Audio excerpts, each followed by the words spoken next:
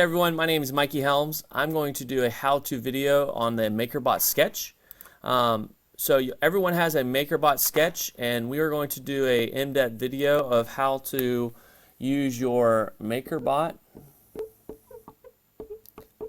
sketch.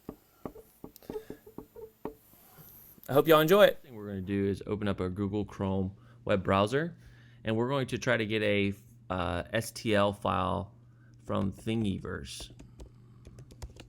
So we're going to get it from Thingiverse, and these are already files, 3D files that we have, and it works with Makerbot. And then the second thing we're going to do in this video is go to Tinkercad and create a file. So these are already created files, and we're just going to download it. So make sure the first thing we do is to sign in. So on the top right, you're going to log in, and you're going to log in with your Google credentials. So I've logged in now, and the reason why you do that is if you see something that you like, you can just hit heart by it, and that way it will save it, and or you can share it, or you can have certain bookmarks of certain things that you like. I like kind of this little drop-down bar and go to popular of all times, and these are the most popular items, and just kind of scroll through it, and if you like it, this is a heart, and so that way you can go back and print it. Now this actually item right here, these octopuses, are articulated, so you can actually search for something up here. Articulated. Now these are like chains that whenever they print, they'll move, and I love them. They're really, really popular. The kids really like them. There's a articulated dinosaur right here, Flexiraptor. Now I'm going to click on that item. I'm going to like it, and then I'm going to download all the items. One of the little pictures down here, this will show you if it's multiple things. Now this looks like it's just one item. So I'm going to go ahead and download all the files. This first thing that pops up is the ad, because these are free, and so this is the way they pay for them. So that's just a small ad, and then I'm saving my Flexiraptor to the desktop.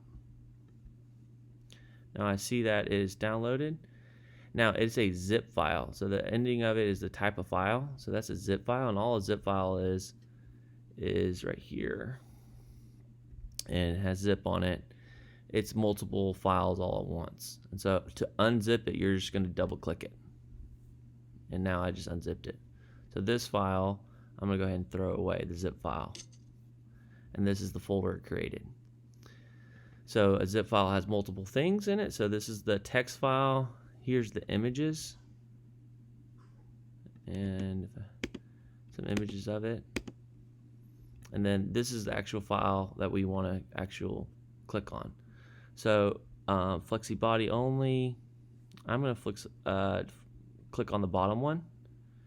And most of the time you can do these separate. These are all separate items. So I'm going to click on just the very bottom file, and it should open my Makerbot print.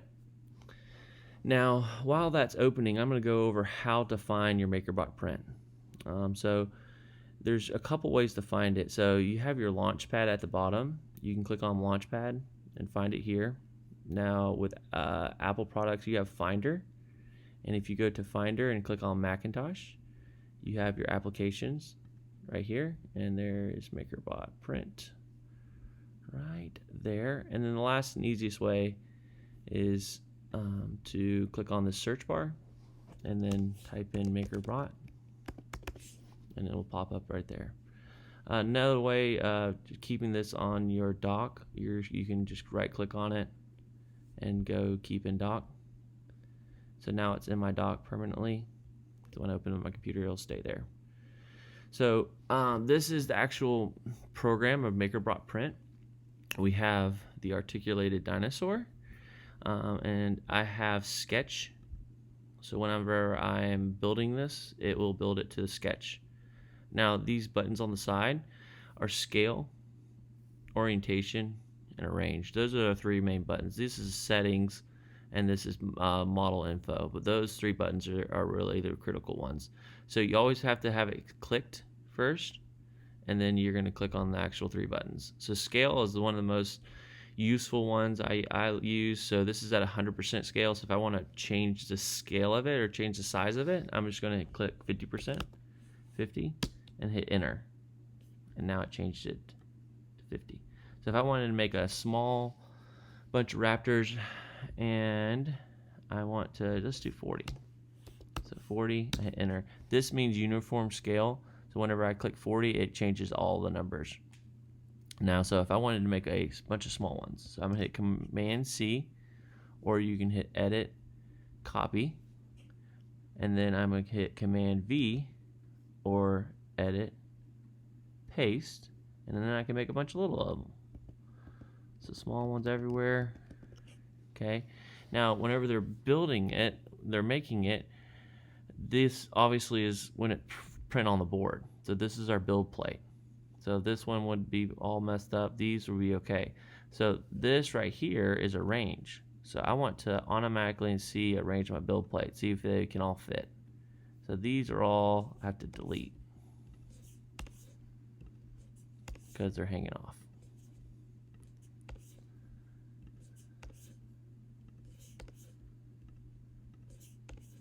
All right, I have my 3, and I can change the scale of one of them and try to get smaller ones in here.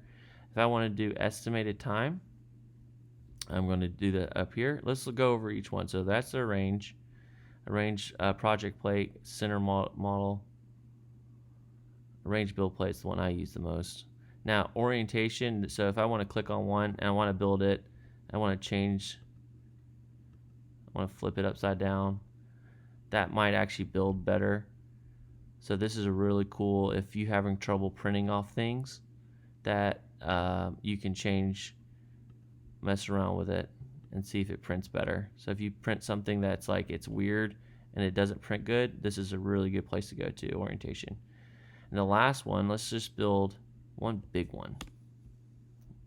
I don't want smaller ones, I just want one big one. I want to click on it and it says it's at 40%, but I want to try to build it not just at 100%, right? So I'm going to click here, 100%,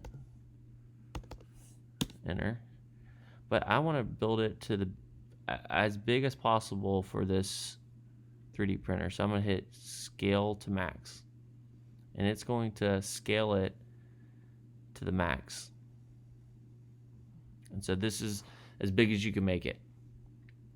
So now at the very top, printer settings, this is how you kind of change the settings of stuff. You can change how the support plates and other things like that. We're not going to go into that. This is the info. You can change the sizing of things.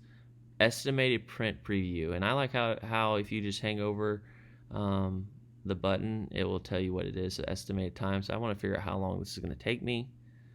So if I want to build one big one or a bunch of small ones, it's doing estimated time.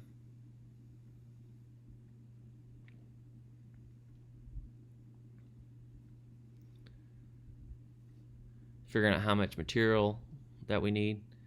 And for some reason, it says up to layers. I always want to click all layers so I can see it. And I can run through it with the kids and show you every single thing that it's going to be doing. And then right here at the very bottom, time estimation is 2 hours, 3 minutes. I'm making this video at 12 o'clock, so it's going to be 2 a.m. until it's ready. And I can actually play the animation. It's going to go through each one.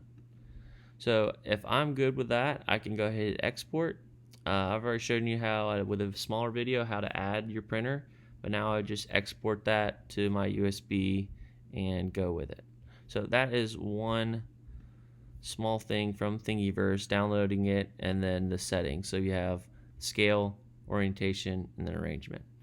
Now let's go ahead and build something from scratch. So this is going to use a thing called Tinkercad, and I'm going to make a separate video on Tinkercad, but I'm just going to show you the goal behind it, Tinkercad. So you're going to have a login with Tinkercad, and I'm going to create a separate video for this.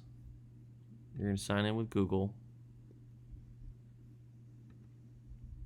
So manufacturers, builders use a thing called CAD, and Tinkercad is a kid version of it. I created something already with it, and I'm going to say tinker this, build a bridge, and I put Putnam plus STEM plus AI education.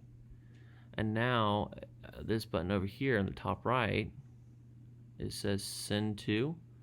So technically I can send it straight to Thingiverse. We actually have a thing called merge edu, and they all work together. And so I want to export this, and that ST file, and I'm going to save it to, I'm just going to say example, and it's going to save to my desktop. So we're going to show you a video of how to actually create the file, but I'm just showing you the goal behind it. So the kids can make this, and they're going to have a class. You're going to create a class on Tinkercad, and then you can download that object that the student makes, and then download it. And just like anything else, if you double click on it, it should open your Makerbot print. Sometimes if it doesn't open, that means it's already opened. There it is. So this is too big, so I'm going to scale it to max. It'll shorten it up a little bit. It's ready to export and print. And if it prints weird, like these little supports, sometimes don't print good, and so I would go ahead and change it to maybe even printing upside down might even work. I never even thought about that. So I do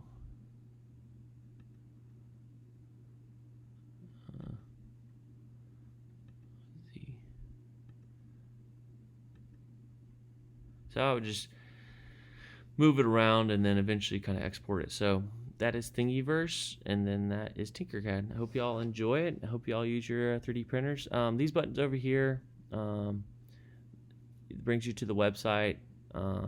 Then this brings you to Thingiverse. You can technically open up the files from here. If you open them before, it'll save it.